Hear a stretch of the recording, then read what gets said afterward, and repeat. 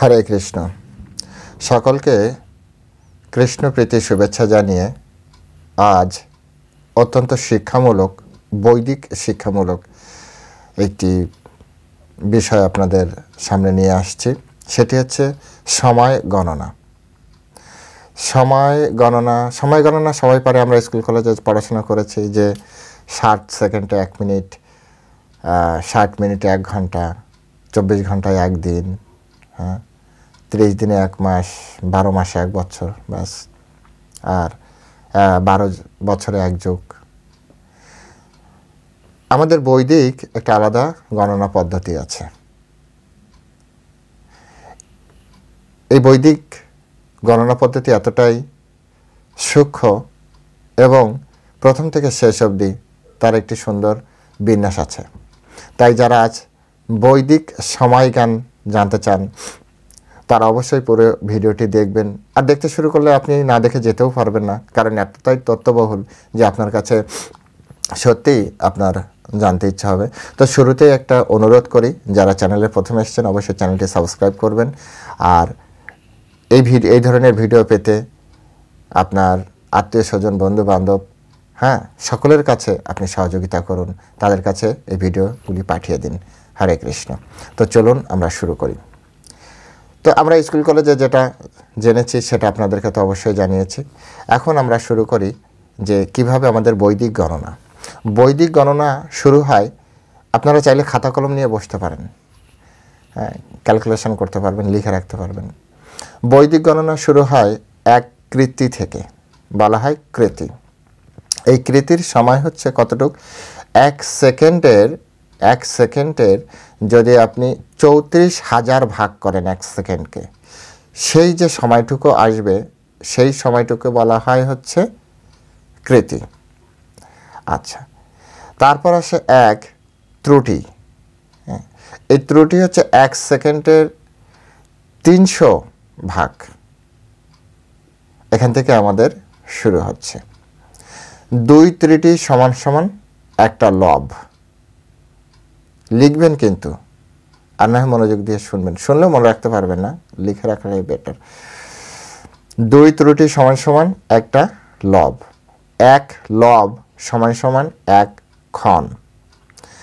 30 ক্ষণ সমান সমান 1 বিপল। 30 বিপল সমান সমান 1 পল। 60 পল সমান সমান 1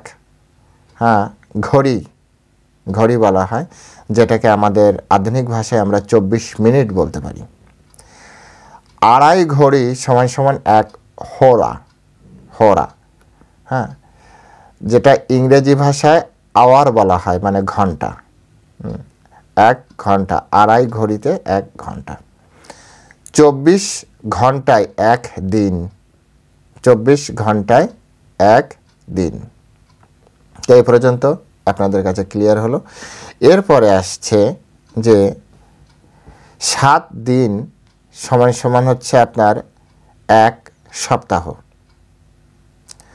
15 দিনে 1 পক্ষ। এভাবে পক্ষের ভিতরে কী কী আছে? শুক্লপক্ষ, কৃষ্ণপক্ষ, তাই না? এবার আসছে যে 2 পক্ষ নিয়ে একটা মাস তৈরি হয়। 2 মাস নিয়ে একটা ঋতু।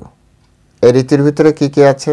মার্চ এপ্রিলে আছে বসন্ত ঋতু, তারপরে হচ্ছে মে জুনে আছে আপনার গ্রীষ্ম ঋতু, জুলাই আগস্টে আছে বর্ষা, তারপরে সেপ্টেম্বর অক্টোবরে রয়েছে আপনার শরৎ, নভেম্বর ডিসেম্বরে রয়েছে আপনার হেমন্ত, তারপরে জানুয়ারি ফেব্রুয়ারিতে রয়েছে আপনার শীতকাল ঋতু।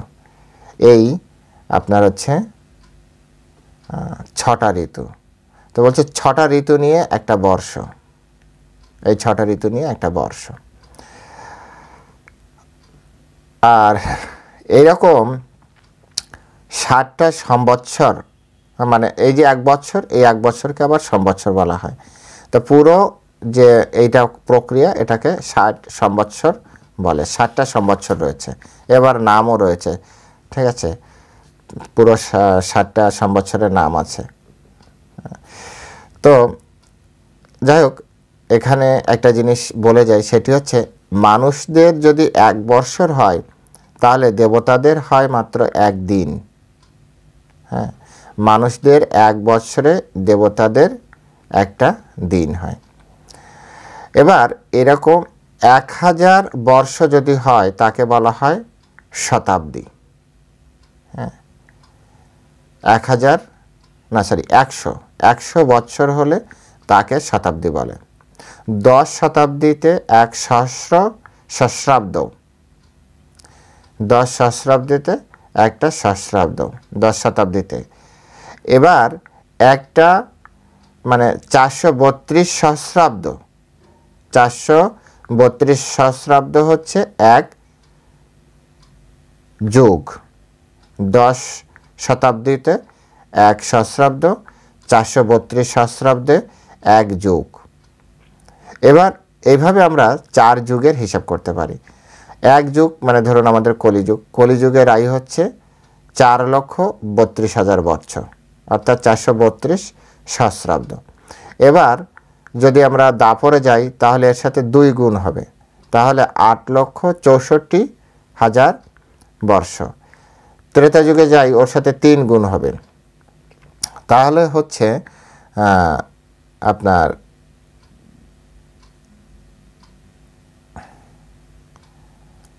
বলা হচ্ছে যে 12,96,000 বৎসর। যদি আমরা কৃতযুগ বা সত্যযুগে যাই তাহলে সেটা হবে 17,28,000 বছর।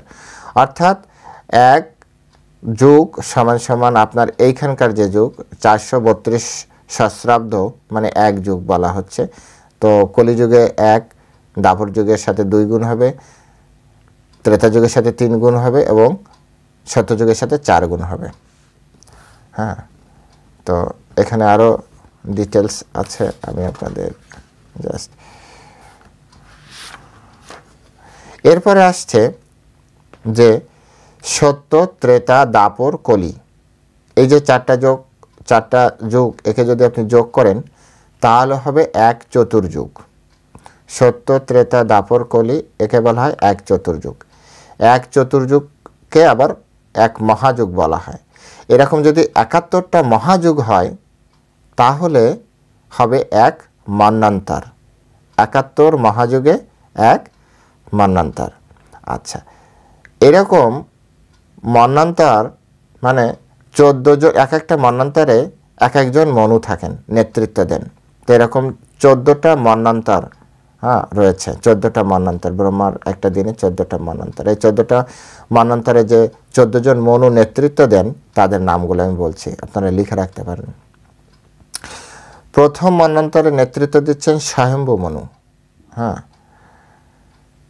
তারপরে হচ্ছে দ্বিতীয় মন্বন্তরে হচ্ছে আপনার সরৌচিস, তৃতীয়তে হচ্ছে উত্তম, তারপরে তামস, তারপরে রেবত, তারপর চক্ষুষ, তারপরে বৈবস্বত। আমাদের এখন বৈবস্বত অর্থাৎ 7ম মন্বন্তর চলছে। তারপরে হচ্ছে অর্ক সাবর্ণী, তারপরে দক্ষ সাবর্ণী, ব্রহ্ম সাবর্ণী, ধর্ম সাবর্ণী, রুদ্র সাবর্ণী, দেব সাবর্ণী, ইন্দ্র সাবর্ণী। এ হচ্ছে 14 জন মনু 14টা মন্বন্তরে নেতৃত্ব দিচ্ছেন। আমরা আছি কোন মন্বন্তরে? 7ম মন্বন্তরে। আমাদের আগে 6টা মন্বন্তর শেষ হয়ে গিয়েছে। আচ্ছা, এখন এই 14 মন্বন্তর কে বলা হয় 1 কল্প। 14 মন্বন্তর মিলে হয় 1 কল্প। এরকম 1 কল্প ব্রহ্মার একটা দিন, আবার ব্রহ্মার একটা রাত। ঠিক আছে, এই পর্যন্ত হিসাব। এভাবে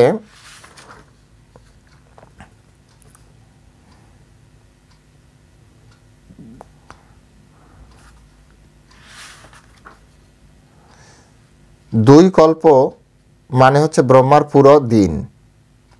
বুঝতে পেরেছেন? যেহেতু রাত 1 কল্প, দিন 1 কল্প, দিন 1 কল্প, রাত 1 কল্প, তার মানে 2 কল্প যদি হয় তাহলে ব্রহ্মার পুরো একটা দিন হবে। অর্থাৎ দিন মানে ধরুন আমাদের 24 ঘন্টার মতো একটা দিন হবে, ব্রহ্মার দিন রাত মিলে একটা দিন হবে। আচ্ছা, এরপরে বলছে এবার আমাদের এই যে 365 দিনের যে হিসাব, সেই বছরের হিসাবে আবার আসি।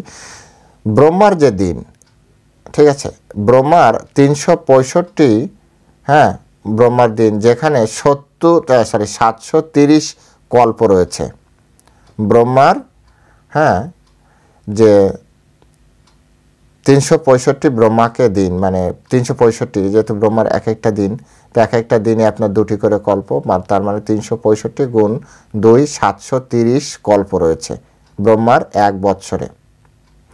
এই ব্রহ্মার হচ্ছে 1 বৎসর, ব্রহ্মার 1 বছরে 730 কল্প। এবার ব্রহ্মার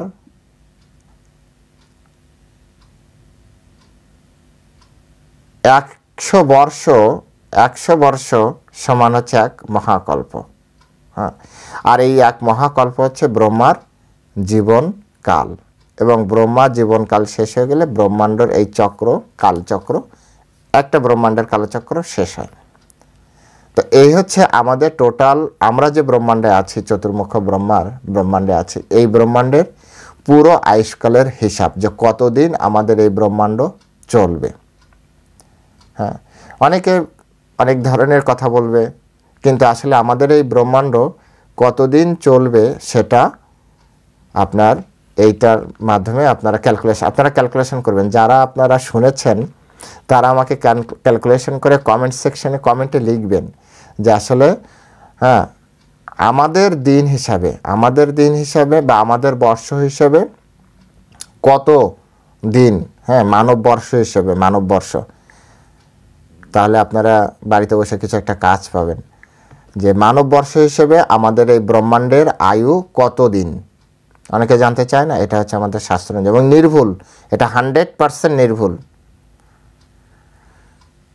তো এরপরে আরও অনেক তথ্য দিব, যদি আপনারা জানতে চান তাহলে অবশ্যই চ্যানেলটি সাবস্ক্রাইব করবেন, লাইক করবেন, আর কমেন্টসে অবশ্যই লিখবেন যে আমাদের মানববর্ষ অনুযায়ী ব্রহ্মাণ্ডের আয়ু কত। আমি পুরোটা আপনাদের জানিয়ে দিচ্ছি, বারবার করে শুনবেন। সবথেকে ভালো আপনি যদি একবার করে মানে শোনেন আর লেখেন, তাহলে একটা ক্যালকুলেশন আপনার কাছে খুব সুন্দরভাবে ক্যালকুলেটর নিয়ে হিসাব করে কমেন্টসে লিখবেন। তো সকলে ভালো থাকবেন। আমি আবারও বলছি, এই ধরনের ভিডিও, এই যে শাস্ত্র থেকে যে তত্ত্ব মানে অ্যাজ ইট ইজ আপনাদের কাছে উপস্থাপন করা, এটা যদি জানতে চান তাহলে অবশ্যই এই ধরনের ভিডিওগুলি যতটা পারেন আপনার আত্মীয় স্বজন, বন্ধু বান্ধব, যে যেখানে আছে দেশে বিদেশে সবার কাছে এই ধরনের ভিডিও ছড়িয়ে দিন। সনাতন ধর্মের জয় হওয়া চাই, সনাতন ধর্মের তথ্য সকলের কাছে যাওয়া চাই। তাই এই ধরনের ভিডিও যারা করছে, তত্ত্ববহুল ভিডিও, সে যত বড় মহারাজ হোক বা যারাই হোক না কেন, সকলের ভিডিও আপনারা সেই সব ভিডিও দেখুন, সেই সব ভিডিও চারিদিকে ছড়িয়ে দিন।